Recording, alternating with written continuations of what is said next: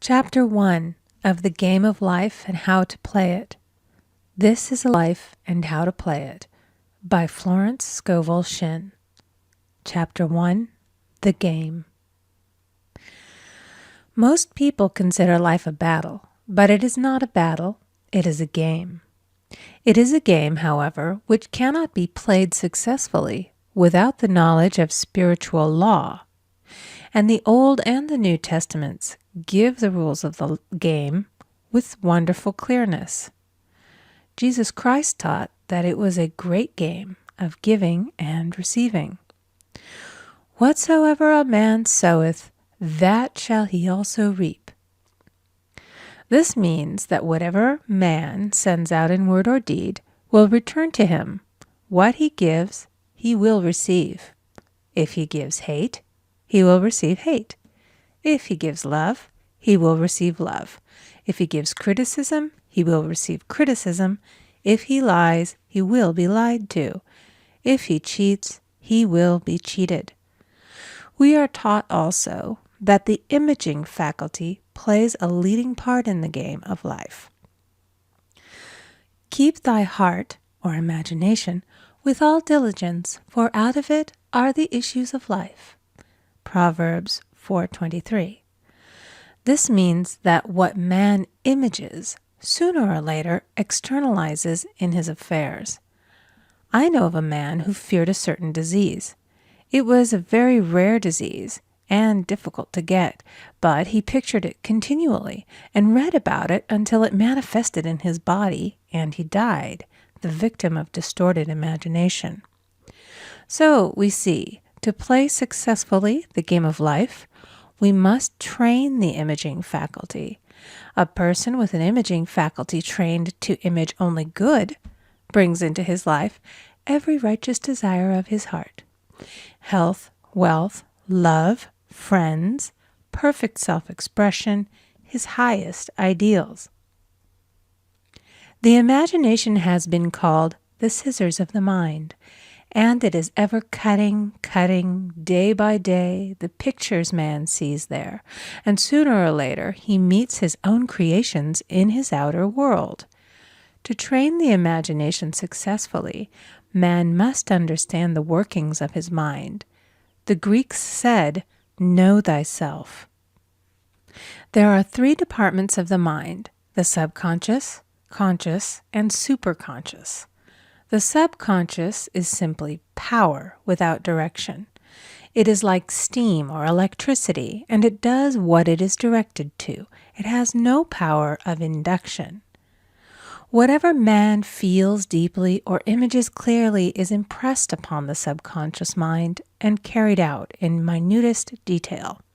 For example, a woman I know, when a child, always made believe she was a widow. She dressed up in black clothes and wore a long black veil, and people thought she was very clever and amusing.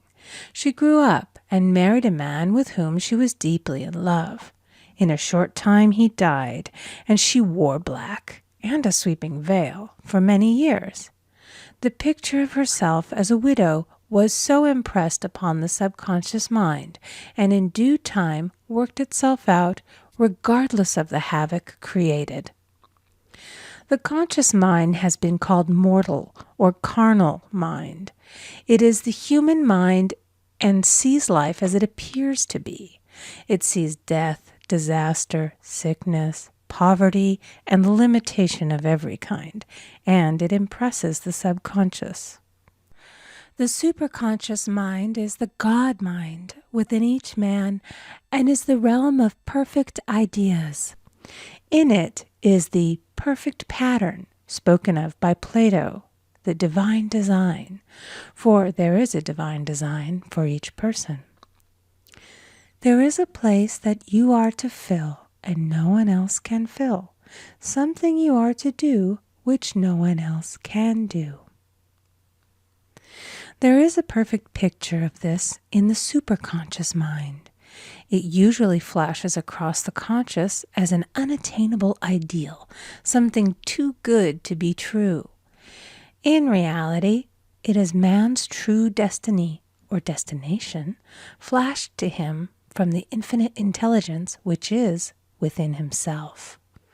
Many people, however, are in ignorance of their true destinies and are striving for things and situations which do not belong to them and would only bring failure and dissatisfaction if attained.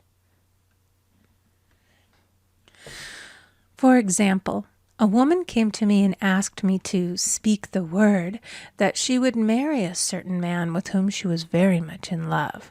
She called him A.B. I replied that this would be a violation of spiritual law, but that I would speak the word for the right man, the divine selection, the man who belonged to her by divine right. I added, if A.B. is the right man, you can't lose him, and if he isn't, you will receive his equivalent. She saw A.B. frequently, but no headway was made in their friendship. One evening she called and said, "Do you know, for the last week, A.B. hasn't seemed so wonderful to me." I replied, "Maybe he is not the divine selection. Another man may be the right one." Soon after that, she met another man who fell in love with her at once and who said she was his ideal. In fact, he said all the things that she had always wished A.B. would say to her. She remarked, it was quite uncanny. She soon returned to his love and lost all interest in A.B. This shows the law of substitution. A right idea was substituted for a wrong one. Therefore, there was no loss or sacrifice involved. Jesus Christ said, "Seek ye first the kingdom of God and his righteousness, and all these things shall be added unto you." And he said the kingdom was within man. The kingdom is the realm of right ideas, or the divine pattern. Jesus Christ taught that man's words played a leading part in the game of life. By your words ye are justified, and by your words ye are condemned. Many people have brought disaster into their lives through idle words. For example, a woman once asked me why her life was now one of poverty, of limitation. Formerly she had a home, was surrounded by beautiful things, and had plenty of money. We found she had often tired of the management of her home and had said repeatedly, "I'm sick and tired of things. I wish I lived in a trunk." And she added, "Today I am living in that trunk." She had spoken herself into a trunk. The subconscious mind has no sense of humor, and people often joke themselves into unhappy experiences. For example, a woman who had a great deal of money joked continually about getting ready for the poorhouse. In a few years, she was almost destitute, having impressed the subconscious mind with a picture of lack and limitation. Fortunately, the law works both ways, and a situation of lack may be changed to one of plenty. For example, a woman came to me one hot summer's day for a treatment for prosperity. She was worn out, dejected, and discouraged. She said she possessed just $8 in the world. I said, "Good. We'll bless the $8 and multiply them as Jesus Christ multiplied the loaves and the fishes." For he taught that every man had the power to bless and to multiply, to heal and to prosper. She said, "What shall I do next?" I replied, "Follow intuition. Have you a hunch to do anything or to go anywhere?" Intuition means intuition, or to be taught from within. It is man's unerring guide, and I will deal more fully with its laws in a following chapter. The woman replied, "I don't know. I seem to have a hunch to go home. I've just enough money for car fare." Her home was in a distant city and was one of lack and limitation, and the reasoning mind, or intellect, would have said, "Stay in New York and get work and make some money." I replied, "Then go home. Never violate a hunch." I spoke the following words for her. "Infinite Spirit, open the way for great abundance for She is an irresistible magnet for all that belongs to her by divine right." I told her to repeat it continually also. She left for home immediately, and calling on a woman one day, she linked up with an old friend of her family. Through this friend, she received thousands of dollars in a most miraculous way. She has said to me often, "Tell people about the woman who came to you with $8 and a hunch." There is always plenty on man's pathway, but it can only be brought into manifestation through desire, faith, or the spoken word. Jesus Christ brought out clearly that man must make the first move. Ask, and it shall be given to you. Seek, and ye shall find. Knock, and it shall be opened unto you. Matthew 7:7. In the scriptures we read, "Concerning the works of my hands, command ye me." Infinite intelligence, God, is ever ready to carry out man's smallest or greatest demands. Every desire, uttered or unexpressed, is a demand. We are often startled by having a wish suddenly fulfilled.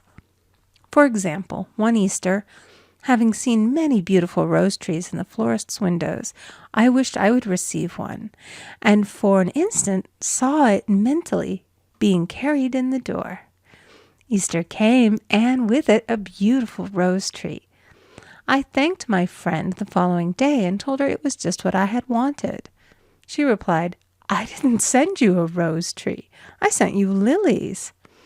The man had mixed the order and sent me a rose tree simply because I had started the law in action, and I had to have a rose tree. Nothing stands between man and his highest ideals and every desire of his heart but doubt and fear. When man can wish without worrying, every desire will be instantly fulfilled. I will explain more fully in a following chapter the scientific reason for this and how fear must be erased from the consciousness. It is man's only enemy.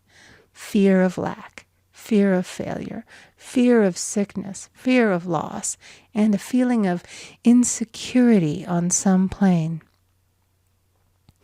Jesus Christ said, "Why are ye fearful, O ye of little faith?" Matthew 8:26. So we can see we must substitute faith for fear is only inverted faith. It is faith in evil instead of good. The object of the game of life is to see clearly one's good and to obliterate all mental pictures of evil. This must be done by impressing the subconscious mind with a realization of good. A very brilliant man who has attained great success told me he had suddenly erased all fear from his consciousness by reading a sign which hung in a room. He saw printed in large letters this statement: "Why worry? It will probably never happen." These words were stamped indelibly upon his subconscious mind, and he now has a firm conviction that only good could come into his life, and therefore only good can manifest. In the following chapter, I will deal with the different methods of impressing the subconscious mind. It is man's faithful servant, but one must be careful to give it the right orders. Man has ever a silent listener at his side, his subconscious mind. Every thought, every word is impressed upon it and carried out in amazing detail. It is like a singer making a record on the sensitive disc of the phonographic plate. Every note and tone of the singer's voice is registered. If he coughs or hesitates, it is registered also. So let us break all the old bad records in the subconscious mind, the records of our lives which we do not wish to keep, and make new and beautiful ones. Speak these words aloud with power and conviction.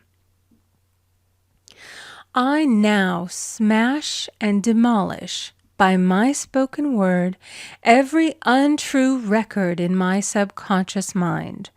They shall return to the dust heap of their native nothingness, for they came from my own vain imaginings.